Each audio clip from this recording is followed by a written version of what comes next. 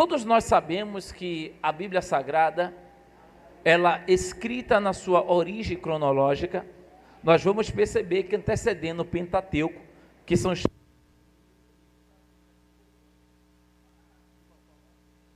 nós iremos perceber que o primeiro livro é o livro de Jó. Não se preocupa não, que quando começa assim, eu sei que Deus tem algo grande para fazer. Nós sabemos que na ordem cronológica, o primeiro livro é o livro de Jó. Diz alguns estudiosos que quem escreveu o livro de Jó foi Moisés. E a tese ou base que eles têm para isso é que quando Moisés pode matar o egípcio, foge para agora um deserto, até encontrar o Jetro, seu sogro, e ter família, ele conheceu este homem e ouviu esta história. É nesse período que Moisés vai escrever, Moisés vai frisar e relatar a história de Jó. Todos nós sabemos que é uma história muito conhecida. Jó, ele chama a minha atenção, não pelo que ele passou, mas sim como ele se comportou em meio às suas provações. Por que as provações de Jó não me chamam a atenção? Porque provações todos nós passamos, luta todos nós passamos. Se tem alguém que ainda não passou luta, se prepare, porque a qualquer momento ela pode chegar. Uma coisa sou eu passar a luta, outra coisa é eu me comportar no momento, no período, na fase de luta. Vendo isso aqui, nós vamos aprender também que o livro de Jó, ele tem uma narrativa poética, e nas suas poesias é relatado verdadeiramente segredos raros aqui. Eu confesso a vocês que eu já li esse livro aproximadamente umas 20 vezes, 25 vezes ou mais. E cada vez que eu leio o livro de Jó, parece que é a primeira vez que eu estou lendo. É como se eu lesse e passasse por cima de alguma coisa. Existem coisas que nós vemos nesse livro que parece que não vai dar em nada a gente ler, e ao primeiro passo parece que não vai chegar em lugar algum. Existem coisas que Jó fala, seus amigos falam, que parece até loucura da cabeça humana, mas trata-se de um homem que está vivendo um momento de crise financeira, crise sentimental e crise familiar. Perceba que a crise que Jó está vivendo, ela vai desencadear primeiro pela área financeira. Quando chega no capítulo 1, o seu versículo de número 4, versículo de número 13, versículo 18 e versículo 10, esses 4 versículos vão falar sobre festa. O que me chama a atenção é que no versículo 4 do capítulo 1, após a festa, os filhos de Jó bebem vinho, comemoram, dançam, faz a farra, e quando termina, diz o texto, e Jó dava sacrifício a Deus pelos teus filhos, se porventura pecasse eles no período da festa.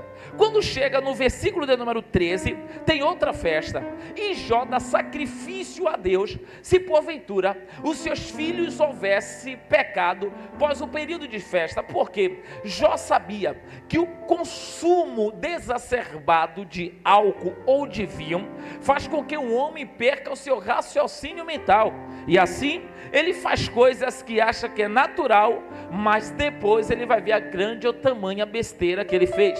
Mediante a isso, Jó queria livrar os filhos, mas quando eu chego no versículo 5, o versículo 14, o versículo 16, algo mexe comigo, porque no versículo 5, Jó dá oferta pelos filhos.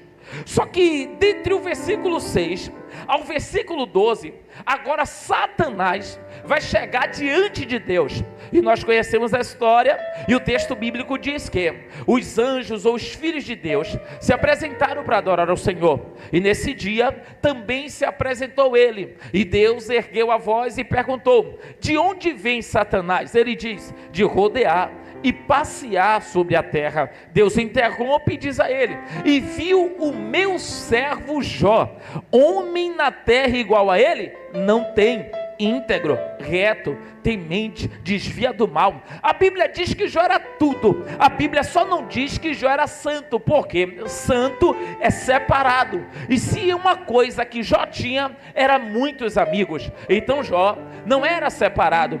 E nesse diálogo aqui de Satanás e Deus, Satanás vai dizer assim, ó, porventura, Jó não te adora, Jó não é reto, Jó não é íntegro, Jó não desvia do mal, só porque você fez uma cerca de bens em volta dele? O que é que Satanás está dizendo a Deus?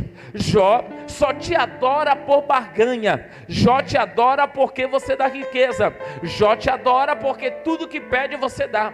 Agora eu digo uma coisa, toca nos bens dele, que assim Jó vai deixar de ser aquilo que ele mostra que é. Deus olhou para Satanás, gente, guarda isso, Deus, ele quebra até protocolo, mas Deus nunca quebrará princípio. Então Deus não podia tocar em Jó, mas Deus olha para Satanás e diz assim, ó, está livre, toca nele. Depois desse dia aqui, o versículo 14 e o versículo 10 do capítulo 1 vai dizer que os gados foram consumidos por fogo, as ovelhas foram roubadas, camelos foram roubados. A primeira crise que Jó vai enfrentar é a crise financeira, e algo me desperta aqui para Jó, porque a Bíblia diz que Jó ofertava muito bem, mas a Bíblia não diz que Jó era dizimista.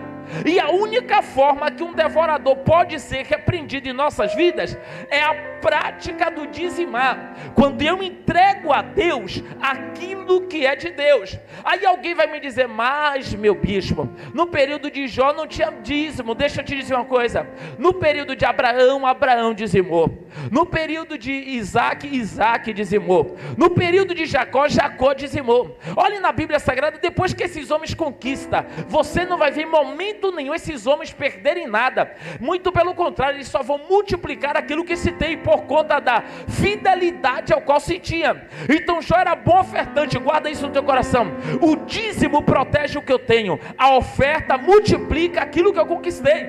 Então Jó tinha o segredo da multiplicação, mas não tinha cobertura sobre aquilo que se tinha. É quando Satanás tem a ordem liberada por Deus e diz, pode tocar em tudo. Perceba uma coisa, os bens vão ser consumidos e roubados, os filhos vão morrer. Por que os filhos vão morrer? Porque no versículo 14 e versículo 10, primeira coisa que Satanás vai tocar é nos bois, nas ovelhas e no gado. E nesse período aqui, as ofertas, além de ser ouro, prata e bronze, também era de animal. Então você vai ver que no versículo 18 e o versículo 19 do capítulo 1, os filhos de Jó vão fazer outra festa. Agora eu pergunto para vocês, como pode os filhos de Jó fazer festa se Satanás já tocou nos bens? Porque eles não sabiam ainda o que estava acontecendo. Agora percebe isso aqui, é quando os filhos de Jó fazem a festa, só que os bois foram consumidos por fogo, as ovelhas foram roubadas. Os filhos de Jó vai fazer a festa, vai ter música, vai ter vinho, vai ter dança, todo mundo vai rir. Só tem uma coisa, nessa festa do versículo 18 e 19, Jó não tem boi para ofertar pelos filhos, Jó não tem gado para dar oferta pelos filhos. É quando o texto diz que vem um vento oriental, o vento sacode a casa desaba sobre os filhos de Jó, e os filhos de Jó morrem. Por quê?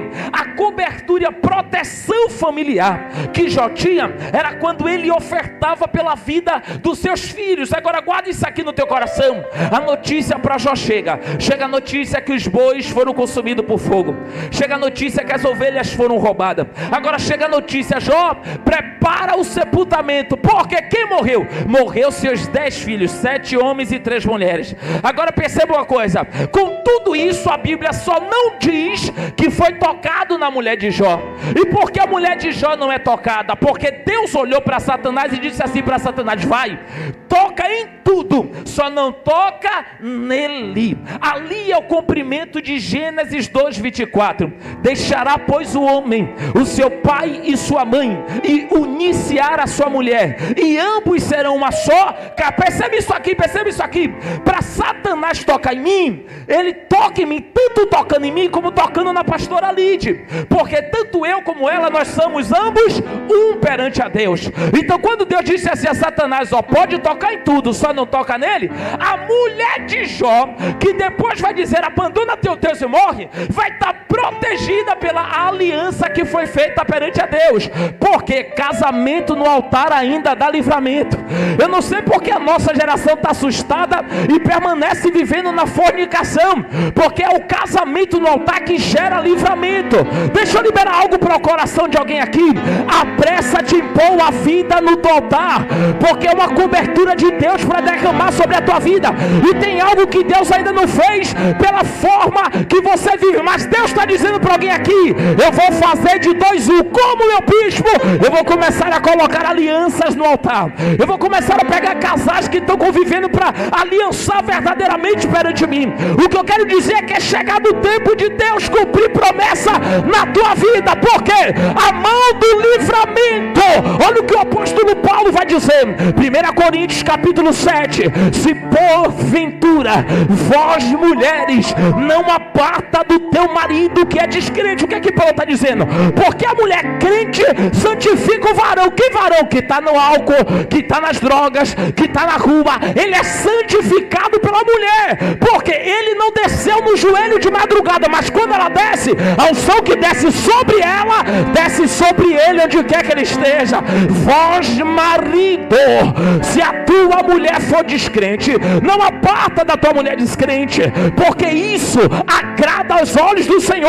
O que Paulo está dizendo aqui é: a sua mulher pode não ser crente, pode estar com a cabeça virada, mas se você, varão, está com a vida no altar, quando eu descer naquele monte, eu desço no quarto, visito ela, eu desço no trabalho, visito ela, aonde ela for eu estou com ela, porque só Deus faz de 2 1.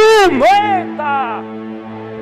Então perceba, vai tocar em tudo, só não toca na mulher de Jó e não toca em Jó. É quando agora Satanás vai voltar de novo para Deus. Ele não se contentou, porque a história bíblica vai dizer que quando Jó chegou mediante a sua provação, mediante o teu vale, Jó raspou a cabeça, entrou na campanha de humilhação, jogou terra no rosto, rasgou as vestes, e Jó começou a gritar e dizer: eu nunca adorei a Deus pelo camelo que eu tive, pela vaca que eu tive, pela fazenda que eu tive. É o que, Jó? Nu eu vim para esta terra, nu eu vou voltar para ela. Eu não perdi para o diabo. Como é isso, Jó? Foi Deus que me deu, foi Ele que tirou. Bendito seja o nome. Quando Jó brada, as trevas tremem, Satanás fica furioso, chega diante de Deus e diz: a partir de agora é osso por osso, é carne com carne. Perceba uma coisa: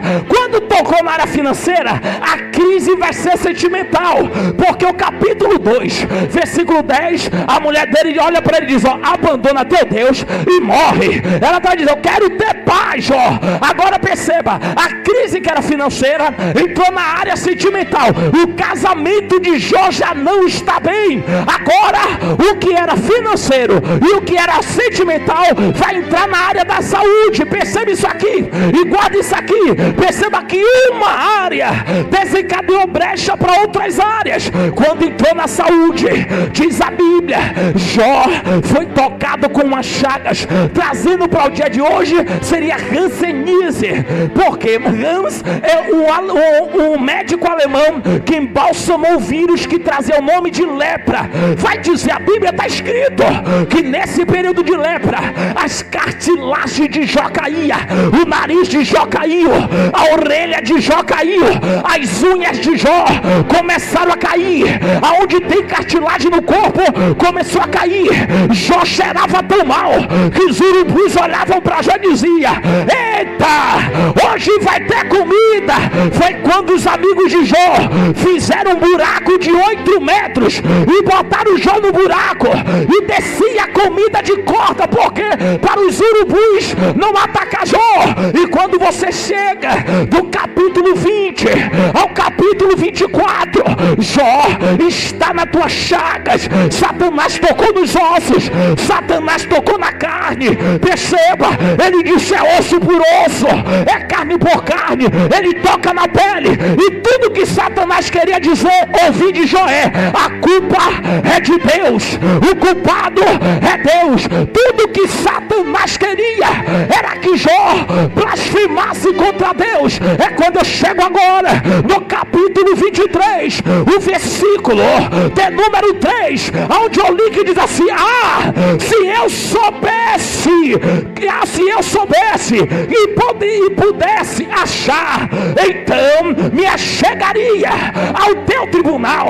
O que Jó está dizendo é: eu sei que eu não estava com a vida errada, eu estava com a vida no altar, mas se eu soubesse e se eu pudesse encontrar o tribunal, Jó está dizendo assim: eu preciso falar em minha defesa, eu não estou aguentando mais. Gente, se tem uma coisa que a gente não suporta, é a gente ser apontado sem direito de defesa, é a gente ser caluniado sem direito de defesa, é a gente ser pisado sem direito de defesa. Já estava dizendo: eu quero chegar no tribunal de Deus, eu quero abrir a boca para Deus, eu vou contar a minha história para Deus. Só que Jó procurou o tribunal e Jó não podia encontrar. Se você me perguntasse: meu bispo, aonde está este tribunal?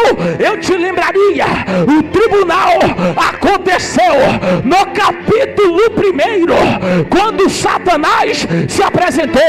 Todo tribunal é necessário ter um juiz, um promotor de acusação, um advogado de defesa, e alguns tribunais, a depender da sessão, também terá júri popular. Agora perceba uma coisa: no tribunal de Jó não podia se defender. No tribunal de Jó não teve ninguém por Jó, e quando Satanás disse: deixa eu tocar, o juiz disse: toca. Quando Satanás disse: posso tocar, o juiz disse: toca. E assim Jó foi tocado. Mas tudo que Jó queria era estar diante do tribunal, mas não podia. O grande problema aqui é, quando você vai observar, a primeira coisa é que quando Jó dava oferta pelos teus filhos, Jó dizia assim: se porventura os meus filhos pecaram, eu vou dar oferta de pacífica para santificar, para que mal algum aconteça com meus filhos. Qual é a base? Qual é a tese que Jó tinha para isso? Primeiro, Levítico. A Bíblia vai falar sobre a lei do resgate. Levítico 25, 26 e 27. E na lei do resgate diz que se alguém contrair uma dívida e não puder pagar esta dívida, esse alguém vai ser escravo daquele ao qual deve. É por isso que você vai ver no livro do Êxodo falar sobre o escravo da orelha furada. E outra coisa, uma coisa era um escravo com furo na orelha, outra coisa era um escravo com 2 furos na orelha. E qual era a diferença? É que quando o escravo, ele era escravo por motivo de dívida que não pôde pagar, furava a orelha, ele ia ter que pagar com serviços escravo.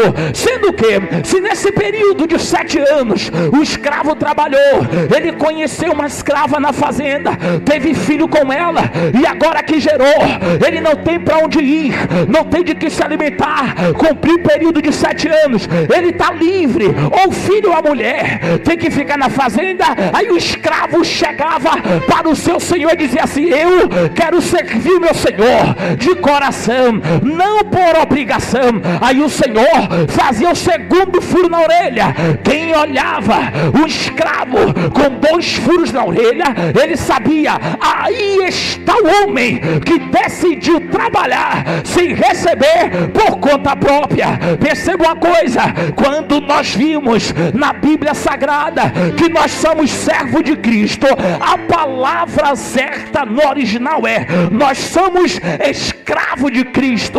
Sendo que o apóstolo Paulo falou que a cédula foi rasgada, e o que é a cédula rasgada? Jesus nos deu a carta de alforria.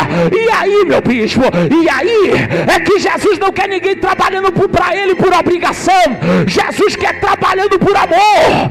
Agora perceba uma coisa: coisa, Jó sabia esse princípio, e era por isso que ele ofertava pelos teus filhos. Todos nós sabemos que no Gênesis o homem contraiu uma dívida. Quando o Adão pecou, a dívida que ele contraiu, ele não podia pagar. A Eva não podia pagar. Não tinha homem na terra que pudesse pagar a dívida.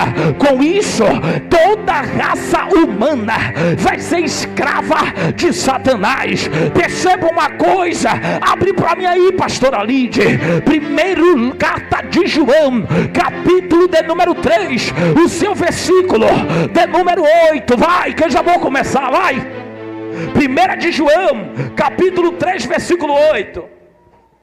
Jesus, vai. E diz assim: quem comete o pecado é do diabo. Não, olha para mim, pronto, olha para mim, se concentre, leia, da mesma forma que eu dizia assim, eu vou trazer o cachorro, e você dizia não, leia naquela pegada, vá, tá.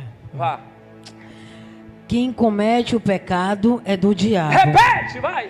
Quem comete o pecado é do diabo. Mais uma vez. Quem comete o pecado é do diabo. Segura aí, já você segue, ó. Quem comete pecado é do diabo. Vai, crente, tá com medo, é? Calma, já quebra isso aqui, velho. Quem comete pecado é do diabo. O que é que a Bíblia está dizendo? Se eu pequei, se eu errei, eu não sou de Deus, eu sou do... Porque quando eu peco, eu contraio uma dívida. É por isso que a Bíblia diz assim, ó, aquele que peca crucifica Jesus de novo. E por isso que a Bíblia diz que quando Jesus voltar, aqueles que estão na prática do pecado, vão ser o culpado da morte de Jesus. Agora perceba, os romanos podem até não receber a culpa que a gente poderá receber. Então perceba uma coisa aqui, quem comete pecado é do... Agora percebe isso aqui, só tinha uma coisa, que a lei do resgate diz que, tendo um irmão ou um parente que pagasse a dívida, a pessoa passaria a dever a quem pagou a dívida. Só que Jesus pagou a dívida. Continua o mesmo texto e lê, vai, o mesmo texto, continua. Porque o diabo peca desde o princípio. E aí? Para isto o Filho de Deus se manifestou. Repete! Para isso o Filho de Deus se manifestou. Repete! Para isto o Filho de Deus se manifestou. Para quê? Para desfazer as obras do diabo. Desfazer o quê? As obras do diabo. Desfazer o quê? As obras do diabo. Desfazer o quê? As obras do diabo. Perceba, quem comete pecado é do... Só tem uma coisa. Uma coisa é o culto que Jesus está. Outra coisa é o culto que Jesus se manifesta. E para isso ele se manifestou. Para quê? Para desfazer as obras do diabo. Eu vou liberar isso aqui para alguém que crê de palavra profética. Tem gente aqui que costumava dizer, eu não vou fazer mais, e acabava fazendo. Eu vou deixar e não tinha força para deixar. Eu vou largar e não tinha força para largar. Mas eu tenho um recado de Deus para te dizer. Para isso o Filho de Deus se manifestou. Para desfazer as obras pecaminosas do diabo. Jesus te atraiu aqui para te dizer, eu paguei o preço por você. Você tem euforia. Você não é escravo do pecado. Você é filho de Deus. Perceba que agora Jesus, ele vai desfazer as obras do diabo. Gente, é um jargão popular. Todo mundo diz, quando encontra uma pessoa tranquila, fulano tem a paciência de Jó, Beltrano tem a paciência de Jó, porque as pessoas julgam que Jó era paciente por conta das provas que Jó passou. Mas eu quero dizer para você nessa noite, talvez eu não tenha a paciência de Jó, mas eu tenho duas coisas que Jó não tinha. Perceba uma coisa, o primeiro relato de Jó, capítulo 23, o versículo 3, é que Jó queria saber aonde estava esse tribunal, porque Jó queria dizer, eu preciso falar, eu preciso dizer o que eu passei, eu preciso dizer que eu andava reto e tudo mudou, eu preciso que Deus faça alguma coisa. Só que Jó não podia, porque todo tribunal tem o juiz, o promotor de acusação, e tem que ter um advogado de defesa. No tribunal de Jó tinha o juiz, que é o Deus Criador. No tribunal de Jó tinha o promotor, que é Satanás, e a figura, o embrião, a origem da palavra Satanás é acusador. Todos os dias ele chega diante do juiz. Você tem cara de advogado. Chega diante do juiz e diz assim: ó, o bispo Stan tropeçou, falhou, errou, coloca na minha mão, eu vou destruir o chamado, eu vou destruir a vida, eu vou acabar com o casamento, eu vou tocar na saúde, da mesma forma que ele fez com Jó. Mas em Jó, ele tentou achar espaço e não tinha. A única coisa que ele achou foi que ele disse que Jó barganhava com Deus.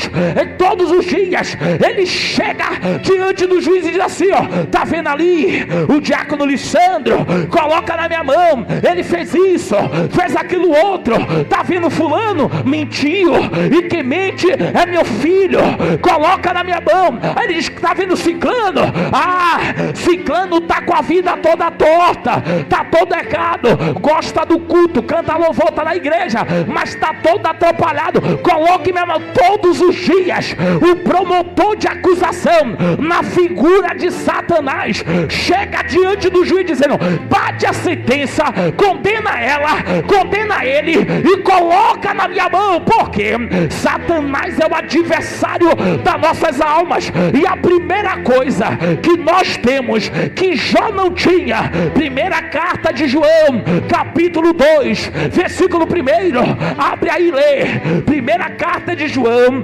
capítulo 2, versículo 1, vai, abre e lê. E diz assim: meus filhinhos, estas coisas vos escrevo para que não pequeis. E aí? Mas se alguém pecar, temos um advogado. Repete, vai. Mas se alguém pecar, temos um advogado. Mais uma vez. Mas se alguém pecar, temos um advogado para com o Pai. Mais uma vez. Mas se alguém pecar, temos um advogado para com o Pai, Jesus Cristo. A última vez, mas... Se alguém pecar, temos um advogado. Eu sei que você não gosta, mas fala mais uma vez, vai, pelo amor de Deus. Mais uma vez, vai. Mas... se pecar, temos um advogado para com o Pai, Perceba, Jesus Cristo. No tribunal de Jó só tinha promotor de acusação, mas no meu tribunal, no seu tribunal, não tem só o promotor de acusação. É quando ele chega dizendo assim: ó, hoje eu vou estraçalhar com a vida dela, hoje eu vou acabar com a família, não, hoje eu vou acabar com ele de vez, hoje eu vou. Quando ele diz hoje, coloca na minha mão, aí o filho se apresenta. Sabe por quê? Jó tinha paciência, mas não tinha advogado. Você pode não ter a paciência dele, eita, mas sozinho você não está, você tem advogado. Eu preciso liberar isso aqui para o coração de alguém. Você pode não ter a paciência de Jó, mas você tem um advogado fiel. Todo advogado, ele precisa das suas credenciais, teu número de matrícula, teu número de registro, o número do OEB. Eu lembro que numa certa feita teve uma discussão. E qual é a discussão? Será que ele ressuscitou?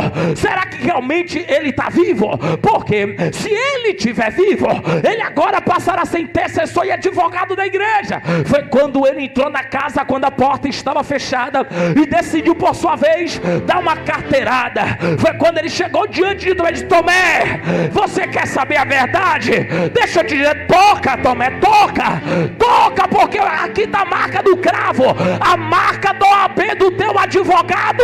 Foi as mãos que foi furada por mim e você, foi a chicoteada que ele tomou por mim e você, foi a coroa de espinho que ele pegou por mim e você. O que eu quero dizer para alguém aqui é: Satanás pode te julgar 24 por 48, mas você tem advogado.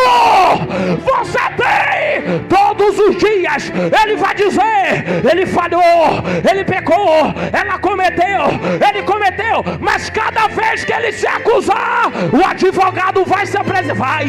Vai, porque para isso ele se levantou, para desfazer as obras do diabo. Eu vou liberar algo para o coração de alguém. Por um caminho ele virá contra a tua vida. Por um caminho ele virá contra ti. Mas por 7,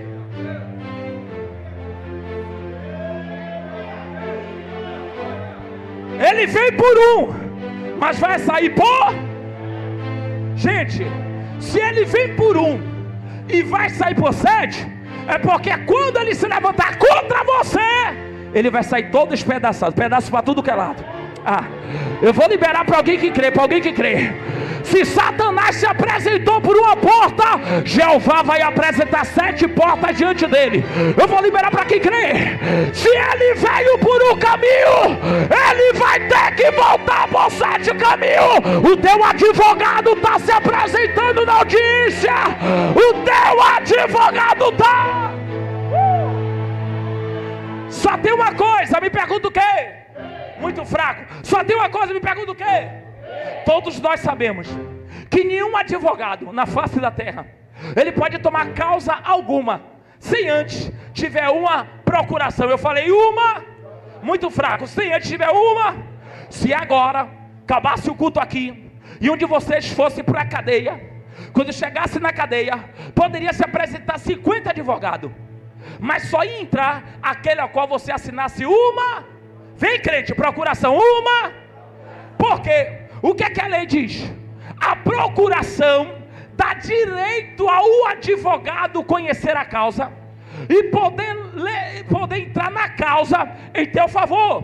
Quando você assina a procuração, você está dizendo assim, ó, eu estou dando direito ao meu advogado a ter conhecimento de toda acusação contra mim, tudo que eu estou passando, porque eu estou dando direito para o advogado me defender. Eu preciso assinar procurar. A Bíblia diz que Jesus é o advogado fiel. E qual é o problema que nós enfrentamos? É que nós temos o advogado, mas muita gente ainda não assinou a procurar.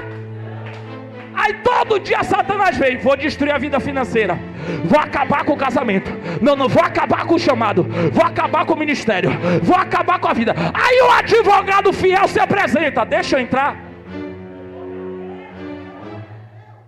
Mas quando chega na hora de você assinar a procuração, aí você para e pensa, se eu assinar a procuração, eu não vou poder viver como eu quero. Se eu assinar a procuração, eu não vou poder viver mais como eu vivia. Não, os meus sonhos vão ser frustrados. Todo mundo pensa logo isso, não é assim? Se eu assinar a procuração, minha vida acaba. Mas se você não assina, guarda isso aqui. Se você não assina a procuração, você permanece cativo, preso. Não adianta vir para terça-feira forte para a libertação, se não assinar a procuração. Porque é a procuração que garante que no teu tribunal, o advogado vai dizer, calma, ele não está só. Eu estou aqui com a procuração assinada por ele. Eu tenho direito para defender ela. Eu tenho direito para defender ele. A Bíblia diz, o próprio Jesus chegou para Pedro e disse, Pedro, Cefas, deixa eu te dizer, nessa noite Satanás foi no tribunal, chegou para o juiz, pediu para te cirandar como ciranda ao trigo. E aí, Jesus, só que eu me apresentei, porque naquela praia você assinou a procuração. Eu te defendi e não deixei ele te tocar. Posso perguntar? Está esperando o que para assinar a procuração?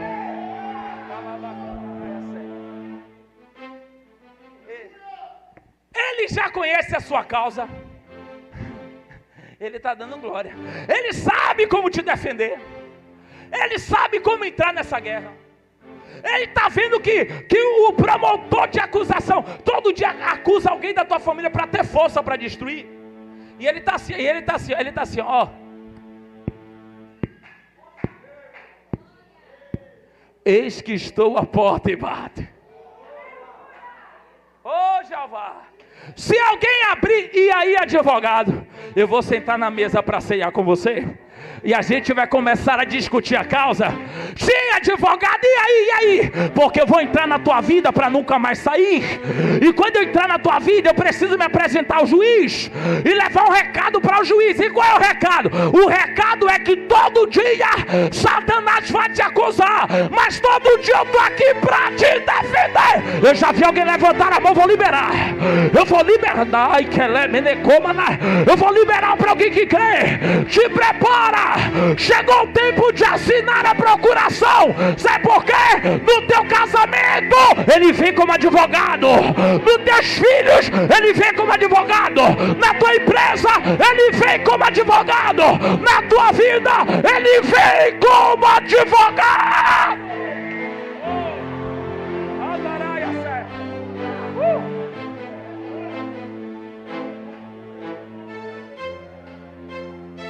Meu bispo, oi. E qual é o preço que se paga esse advogado?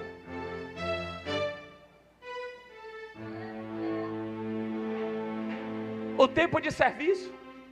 Tem que pagar a hora que se trabalha. Meu bispo, ninguém trabalha. Não, você não está entendendo. Não está entendendo. João Batista botou a banca no deserto e começou a vender. Começou a vender o terreno e começou a gritar assim: te prepara, porque é chegado o reino de Deus. Qual é o preço do terreno lá em cima, João Batista? Não é barato para uns, para outros sim. Quanto é que paga, João Batista? É 100? Não. É 1000? Não. 10.000? Também não. Quanto é que paga, Batista? O preço é arrependimento. Arrependei-vos, porque é chegado o reino de Deus.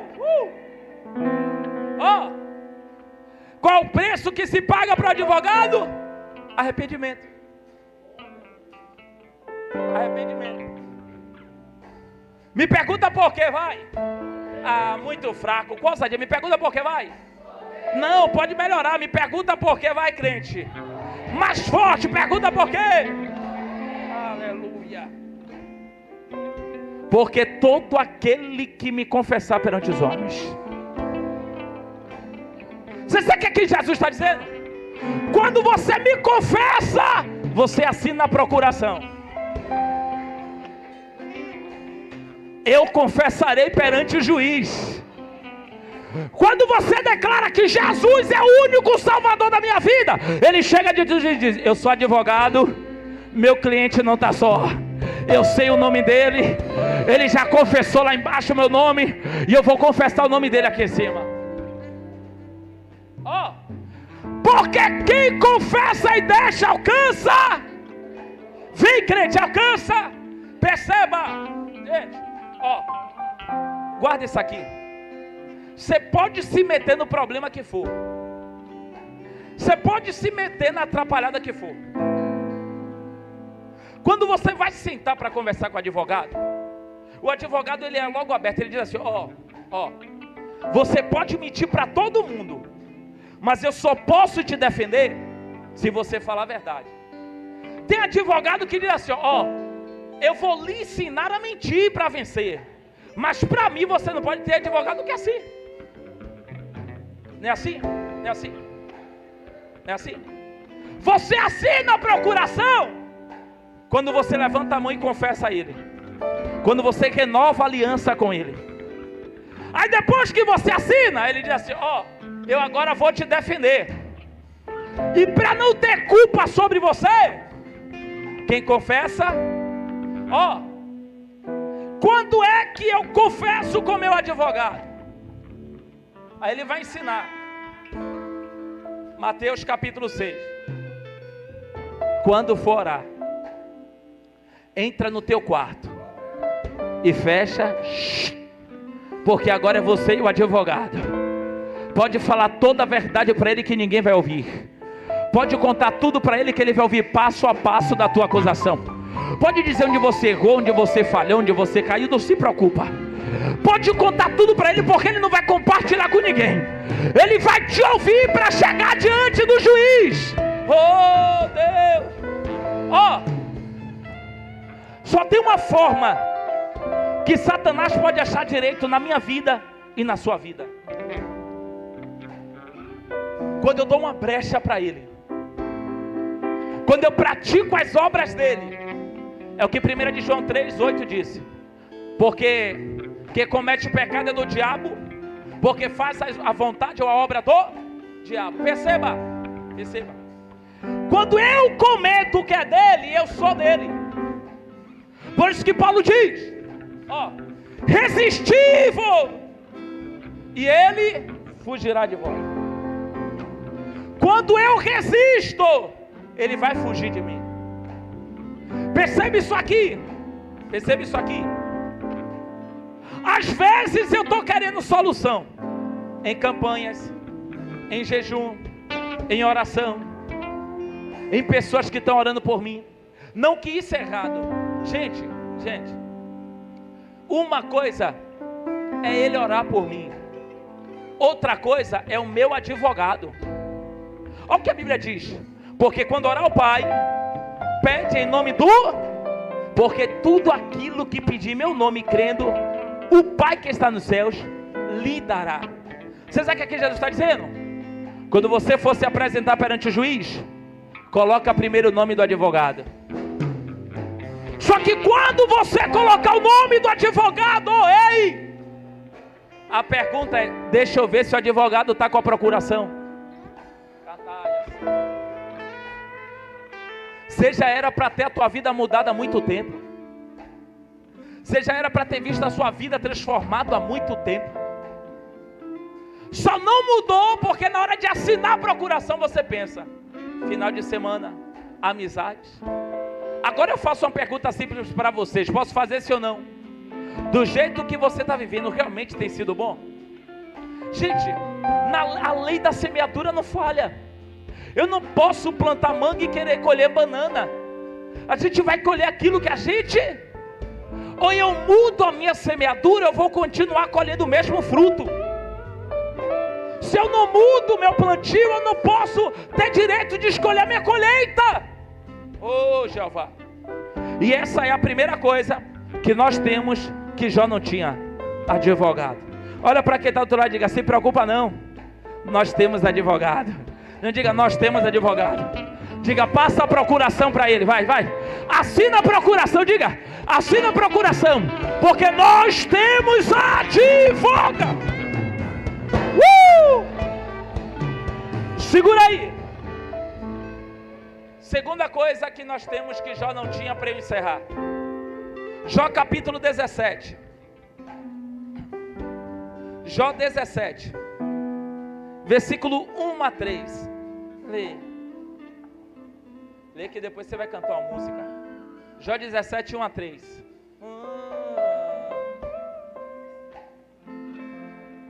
Tá? Tá para frente ou tá para trás? E 3. Tá bom, tá certo. Jesus. E diz assim: o meu espírito... Joga baixinho. Lê, vai. O meu espírito se vai consumindo, os meus dias se vão apagando, E aí? e só tenho perante mim a sepultura. Sim. Porventura não estão os zombadores comigo? Sim. E os meus olhos não passam a noite chorando pelas minhas amarguras? Promete-me agora. Devagar agora. Agora é devagar. O 3 é devagar, vá. Promete-me agora. E dai-me um fiador para... Repete. Promete-me agora. E dai-me um fiador para contigo, quem há que me dê a mão. Repete mais uma vez. 3. Vai, promete-me agora. Promete-me agora e dai-me um fiador para contigo, quem há que me dê a mão. Gente, o que é que Jó está querendo? O que Jó está querendo? Para que serve um fiador? Ó, presta isso aqui. Se você sair aqui segunda-feira ou amanhã, profetizar logo amanhã, você vai chegar amanhã na Lidecar, vai procurar o irmão Bruno. Quando eu chegar na Lidecar, Você vai dizer assim: eu quero esse Renegade aí, quase 90 mil, que está pegando. Aí ele diz assim: me dá habilitação para passar ficha. Aí você passa a ver assim: não liberou, porque a sua renda deu baixa. Aí você vai chegar para alguém assim, chega para sua esposa, chega para a varoa, peça sua identidade aí, peça sua habilitação aí. Você vai ser minha fiadora. Porque quando eu não tenho crédito, eu arranjo um fiador, e o fiador, através do fiador, liberará o crédito. Sendo que, se eu não tiver para pagar, vai ser cobrado do fiador. Por exemplo, você diz assim: ó, cansei de morar na Sussuarana, não aguento mais, todo dia de manhã eu saio, olho e vejo a mesma cara. É sábado, não aguento mais todo dia passar pela porta da barbearia do prefeito, tá todo mundo lá, todo dia. Vou me mudar, vai para onde? Vou morar no Le Parque. Quando você vai procurar o corretor de imóveis, ele vai dizer: me dá todos os seus documentos, e eu preciso de um fiador. Porque se não tiver o fiador, não vai. Por que Jó que é o fiador? Porque Jó sabe que tudo que ele está vivendo está correlacionado a uma dívida no mundo espiritual. Guarda isso aqui. Guarda isso aqui. Tudo que ele está vivendo está correlacionado a uma dívida no mundo espiritual. Aí eu volto para a 15 introdutória. Porque todas as vezes que o homem peca, ele contrai uma. Se ele não pode pagar a dívida que ele adquiriu, ele precisa de um.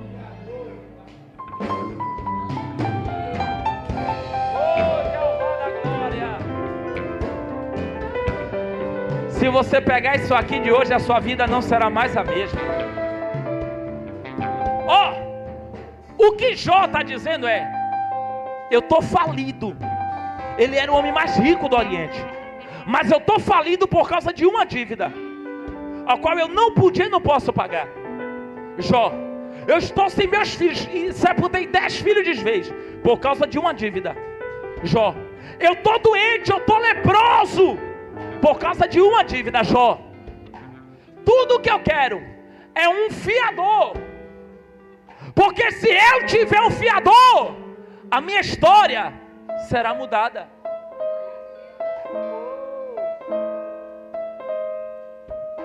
Carta aos Hebreus, capítulo de número 7. Andaraia 7. Hebreus 7.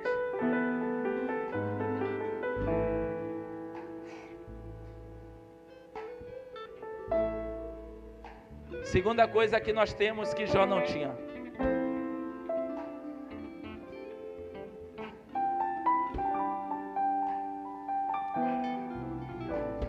Hebreus 7, versículo 22. Está lendo em qual Bíblia? Luz. Está lendo em qual Bíblia? Não, na minha mesma, aquela minha que você trouxe. Acha aqui. Na minha mesma que você trouxe. Hebreus 7 quanto? 22. Na minha. Hebreus 7, 22. É porque você fica agoniado. E diz assim: de tanto melhor aliança, Jesus foi feito fiador. Repete. De tanto melhor aliança, Jesus foi feito fiador. Mais uma vez. De tanto melhor aliança, Jesus foi feito fiador. A última vez, vai. De tanto melhor aliança, Jesus foi feito fiador. Duas coisas que nós temos, pelo menos eu. Eita, crente. Duas coisas que nós temos que já não tinha. Primeira, advogado. Segunda, porque quem tem fiador, ei, crente, guarda isso aqui. Você não deve nada no mundo espiritual. A sua dívida está